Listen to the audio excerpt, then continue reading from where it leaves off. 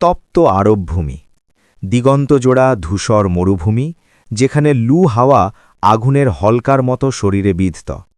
সময়টা ছিল ষষ্ঠ শতাব্দীর মধ্যভাগ। পৃথিবী তখন এক চরম অন্ধকারের মধ্য দিয়ে যাচ্ছিল। মানবিকতা লুণ্ঠিত, নারী জাতি লাঞ্ছিত, আর মানুষ ভুলে গিয়েছিল তার স্রষ্টাকে। মূর্তিপূজা, কুসংস্কার, জুয়া আর গোত্রীয় সংঘাতে জর্জরিত সেই সমাজে জোর যার মুল্লুক তার, এটাই ছিল নিয়ম। জন্ম ও শৈশব ৫৭০ খ্রিস্টাব্দ। মক্কার কুরাইশ বংশের সম্ভ্রান্ত বনু হাসিম গোত্রে এক অলৌকিক ঘটনা ঘটতে চলেছিল। জন্মের ৬ মাস আগেই পিতাকে হারানো শিশুটি যখন মা আমিনার কোলে এলেন, তখন দাদা আব্দুল মুত্তালিব নাম রাখলেন মুহাম্মদ, অর্থাৎ প্রশংসিত। আরবের প্রথা অনুযায়ী জন্মের পরপরই তাকে পাঠানো হল মরুভূমির এক বেদুইন ধাত্রীমা হালিমা সাদিয়ার কাছে। এতিমের বেড়ে ওঠা, মুক্ত বাতাস আর বিশুদ্ধ আরবি ভাষায় বেড়ে উঠতে লাগলেন তিনি। কিন্তু নিয়তির পরিহাস, মাত্র ৬ বছর বয়সে মা আমিনাকেও হারালেন তিনি। এরপর দাদা আব্দুল মুত্তালিবের ছায়ায় কিছুদিন কাটলেও ৮ বছর বয়সে দাদাও পৃথিবী থেকে বিদায় নিলেন। সম্পূর্ণ এতিম হয়ে যাওয়া এই শিশুটির দায়িত্ব তখন কাঁধে তুলে নিলেন চাচা আবু তালিব। ছোটবেলা থেকেই মোহাম্মদ সাল্লাল্লাহু আলাইহি ওয়াসাল্লাম ছিলেন শান্ত, চিন্তাশীল ও সত্যবাদী। তিনি মেষ চড়াতেন আর মরুভূমির নির্জনতায় আকাশের দিকে তাকিয়ে ভাবতেন এই মহাবিশ্বের স্রষ্টা সম্পর্কে। কৈশোর পেরিয়ে যৌবনে পদার্পণ করতেই তার সততার খ্যাতি চারদিকে ছড়িয়ে পড়ল। মক্কার মানুষ নিজেদের মহামূল্যবান সম্পদ তার কাছে আমানত রাখত। তাকে ডাকা হতো আল আমিন বা বিশ্বস্ত এবং আস-সাদিক বা সত্যবাদী নামে। ২৫ বছর বয়সে মক্কার সম্ভ্রান্ত ও ধনাঢ্য নারী খাদিজা রাদিয়াল্লাহু আনহার ব্যবসার দায়িত্ব নিয়ে তিনি সিরিয়া গেলেন। তার সততা ও ব্যবসায়িক দক্ষতায় মুগ্ধ হয়ে খাদিজা রাদিয়াল্লাহু আনহা তাঁকে বিবাহের প্রস্তাব দেন।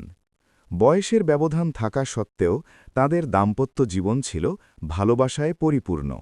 বয়স যখন ৪০-এর কোঠায়, তখন তিনি প্রায়ই লোকালয় ছেড়ে মক্কার অদূরে জাবালে নূরের চূড়ায় অবস্থিত হেরা গুহায় ধ্যানে মগ্ন থাকতেন। ৬১০ খ্রিস্টাব্দের এক গভীর রজনী, রমজান মাসে ফেরিস্তা জিবরাইল আলাহিসাল্লাম হাজির হলেন এবং কুরআনের প্রথম বাণী পাঠ করালেন। ভয় আর বিস্ময়ে থরথর করে কাঁপতে কাঁপতে তিনি বাড়ি ফিরে এলেন। স্ত্রী খদিজাকে বললেন, আমাকে চাদর দিয়ে ঢেকে দাও। খদিজা রাদিয়াল্লাহু তাঁকে অভয় দিলেন, বললেন, আল্লাহ আপনাকে কখনোই অপমানিত করবেন না। প্রথম ৩ বছর তিনি খুব গোপনে আপনজনদের কাছে ইসলামের দাওয়াত দিলেন।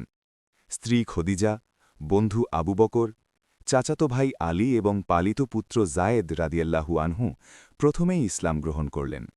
এরপর আল্লাহর নির্দেশ এল প্রকাশ্যী দাওয়াত দেওয়ার। নবীজি সাল্লাল্লাহু আলাইহি ওয়াসাল্লামের চলার পথে কাঁটা পুঁতে রাখা হতো। নামাজের সময় উটের নাড়ি ভুড়ি চাপানো হতো। কুরাইশরা বনু হাসিম গোত্রকে ৩ বছরের জন্য বয়কট করল। ক্ষুধার জ্বালায় গাছের পাতা ও ছাল খেতে হয়েছিল। সান্ত্বনার আশায় নবীজি গেলেন তায়েফে, কিন্তু তায়েফবাসী তাকে পাথর মেরে রক্তাক্ত করে দিল। তবুও তিনি তাদের অভিশাপ দেননি। এই চরম হতাশার সময়েই আল্লাহ তাকে এক অলৌকিক উপহার দিলেন, মেরাজ। তিনি জিবরাইল আলাইহিসসালামের সাথে বোরাকে চড়ে স্বর্গে পৌঁছালেন। মক্কায় জীবন ঝুঁকিপূর্ণ হয়ে গেলে তিনি হিজরতের জন্য রওনা হলেন। সাউর গুহায় আশ্রয় নিলেন। গুহার মুখে মাকড়সা জাল বুনল এবং কবুতর ডিম পাড়ল। শত্রু বিভ্রান্ত হয়ে ফিরে গেল। দীর্ঘ মরুপথ পাড়ি দিয়ে তিনি মদিনায় পৌঁছালেন। মদিনাবাসী তাকে অভাবনীয় ভালোবাসায় বরণ করল। তারা গাইল, তালা আল বদ্রু আলাইনা। ইয়াসরিব হয়ে গেল মদিনাতুন নবী। মদিনায় এসে তিনি শুধু ধর্মপ্রচার করলেন না, তিনি প্রতিষ্ঠা করলেন এক কল্যাণ রাষ্ট্র। ইহুদি, খ্রিস্টান ও পৌত্তলিকদের সঙ্গে প্রথম লিখিত সংবিধান, মদিনা সনদ। ৬২৪ খ্রিস্টাব্দে বদর নামক স্থানে মাত্র ৩১৩ মুসলিম সাহাবি ১,০০০ কুরাইশ বাহিনীর মুখোমুখি হলেন। আল্লাহর সাহায্যে মুসলিমরা বিজয়ী হল।